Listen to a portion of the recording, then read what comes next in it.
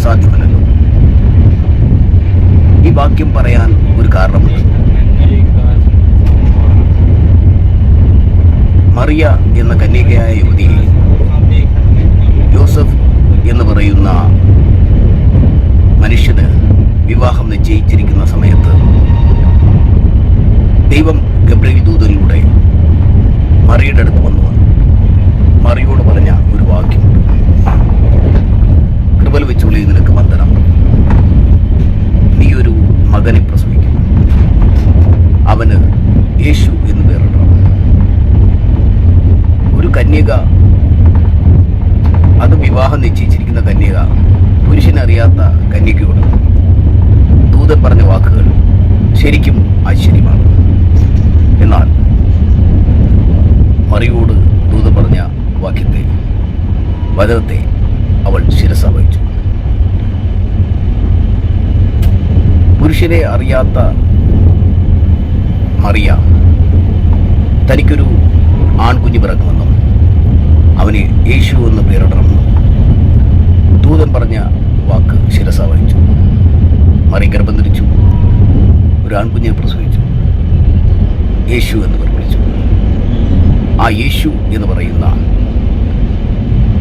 മനുഷ്യപുത്രൻ ഒരേ സമയം മനുഷ്യനും ദൈവവുമായ മനുഷ്യപുത്രൻ, ദൈവപുത്രൻ, നമ്മുടെ രക്ഷകൻ യേശുവിലൂടെ ഒരു ചരിത്രം ആരംഭിക്കുകയാണ്. അത് നിത്യതയുടെ ചരിത്രമാണ്. ജനനത്തിൽ നിന്നും ജീവിതത്തിലേക്കും, ജീവിതത്തിൽ നിന്ന് മരണത്തിലേക്കും, മരണത്തിൽ നിന്ന് നിത്യതയിലേക്കുള്ള ഒരു ചരിത്രം യേശു കർത്താവിലൂടെ മനുഷ്യ ജീവിതങ്ങളെ പഠിപ്പിക്കുന്നു. സർവശക്തനായ ദൈവം നമ്മെ നിത്യതയിലെത്തിക്കുമെന്ന് ഉറപ്പ് നൽകുന്നു. എബ്രായർ 13:5, ഞാൻ നിന്നെ ഒരു നാൾ കൈവിടുകയിലോ ഉപേക്ഷിക്കുകയില്ല. ഈ ജീവിതാവസാനം വരെയും കൈവിടാത്തൊരു ദൈവമാണ് യേശു. മരണശേഷം നിന്റെ ആത്മാവിനെ ഉപേക്ഷിക്കുകയില്ല. ഇത്തരത്തിലുള്ളൊരു വാഗ്ദത്വം നൽകിയ മറ്റൊരു ദൈവത്തെ, മറ്റൊരു ദൈവസങ്കല്പത്തെ നമുക്ക് കാണാൻ കഴിയില്ല. ഇന്ന് മനുഷ്യ ദൈവങ്ങളെന്ന് പറയുന്നവരും ദേവീ ദൈവസങ്കല്പങ്ങളും ഇവരാരും തരാത്ത വലിയ ഉറപ്പ്, വലിയൊരു വാഗ്ദത്വമാണ് കർത്താവ് നമുക്ക് നൽകിയിരിക്കുന്നത്. കർത്താവിൻ്റെ ആ വാഗ്ദത്വത്തിൽ നമുക്ക് വിശ്വസിച്ച്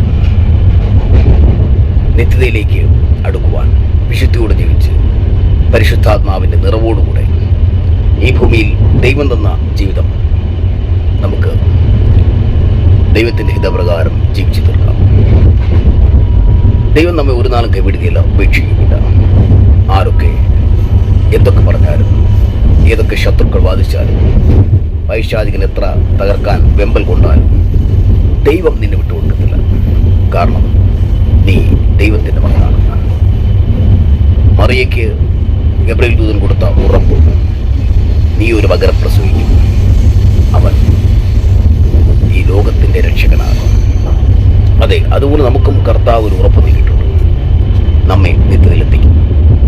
രാജാതിരാജനായ സർവശക്തനായ ആ മഹാദൈവം നമ്മെ സ്വർഗത്തിൽ കൊണ്ടെത്തിക്കും.